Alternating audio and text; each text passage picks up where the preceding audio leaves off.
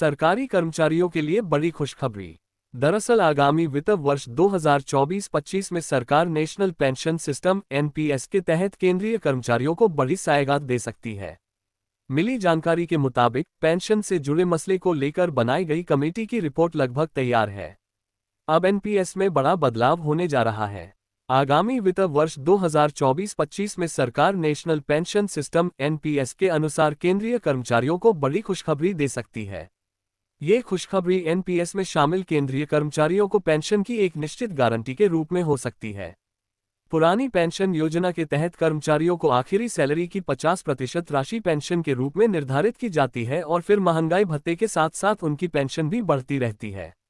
1 जनवरी 2004 से या उसके बाद नौकरी ज्वाइन करने वाले कर्मचारियों की पेंशन के लिए नेशनल पेंशन सिस्टम (एनपीएस) प्रणाली लागू की गई, जिसके तहत कर्मचारी और सरकार दोनों एक निश्चित राशि एनपीएस फंड में जमा करते हैं और यह फंड मार्केट से जुड़ा है और मार्केट के रिटर्न के हिसाब से कर्मचारियों को पेंशन दी जाएगी।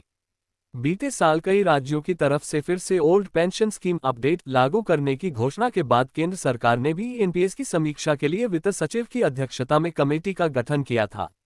सूत्रों के मुताबिक कमेटी की रिपोर्ट लगभग तैयार हो चुकी है, जिसके मुताबिक एनपीएस के तहत भी केंद्रीय कर्मचारियों को उनके आखिरी वेतन की एक निश्चित प्रतिशत राशि पेंशन के रूप में मिल सकती है। सूत्रों के अनुसार सरकार आखिरी वेतन की 35-40% राशि पेंशन के लिए निर्धारित कर सकती है। हालांकि इस फैसले से सरकार पर वित्तीय बोझ भी पड़ेगा, क्योंकि बहुत सारे ऐसे कर्मचारी होंगे जिनके एनपीएस फंड से आखिरी सैलरी की 35-40% तक की राशि पेंशन के रूप में देना संभव नहीं होगा। ऐसे में फंड से मिलने वाली राशि और न्यूनतम निर्धारित पेंशन राशि के बीच जो अंतर होगा, उसकी भरपाई सरकार को अपने खजाने से करनी होगी। मान लीजिए किसी कर्मचारी की आखिरी सैलरी 1 लाख है और सरकार आखिरी सैलरी का 40% निर्धारित करती है, तो उसे 40,000 रुपये महीना पेंशन दी जाएगी, लेकिन एनपीएस फंड के रिटर्न के हिसाब से उसे मासिक 35,000 रुपये ही दिए जा सकते हैं, तो बचे हुए 5,000 रुपये सरकार को अपने खजाने से देने होंगे। लेकिन ओल्ड पेंशन स्कीम की तरह एनपीएस को महंगाई भत्ते से नहीं जोड़ने का सरकार का कोई इरादा नहीं है। इससे सरकार को बहुत ज्यादा वित्तीय बोझ भी नहीं पड़ेगा। ऑप्स के तहत सरकारी कर्मचारियों को पूरी तरह से टैक्सपेयर्स के पैसे से पेंशन दी जाती है, क्योंकि इस पेंशन में उनका कोई आर्थिक योगदान नहीं होता है। महंगाई भत्ता डीए हाइक में बढ़ोतरी के साथ कर्मचारियों की पेंशन भी बढ़ती जाती है और इसके साथ ही सरकारी खजाने पर भी दबाव बढ़ता जाता है। सूत्रों के अनुसार सरकार अप्रैल से आरंभ होने वाले नए वित्त वर्ष में वित्त सचिव की रिपोर्ट पर फैसला ले सकती है। फैसले से पहले विभिन्न स्टेक होल्डर्स से विचार विमर्श भी किया जाएगा। देश के कुछ राज्यों में पुरानी पेंशन योजना को बहाल करने की योजना चल रही है और कई राज्यों में इसे लागू भी कर दिया है। केंद्रीय बैंक आरबीआई की नई रिपोर्ट में राज्यों को इसके खिलाफ चेताया गया है।